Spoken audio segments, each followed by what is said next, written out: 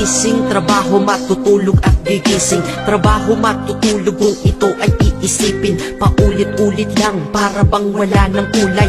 Palaging ganito, ano ang punto ng iyong buhay? Sa sweldo, babayad, sa sweldo, babayad.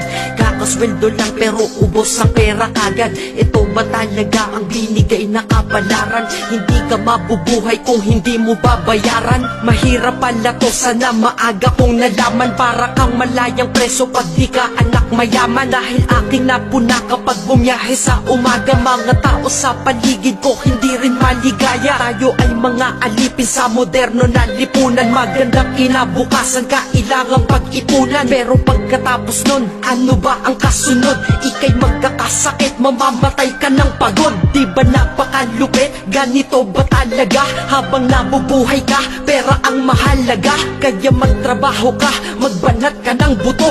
Yan ang salitang maririnig mo sa buong mundo.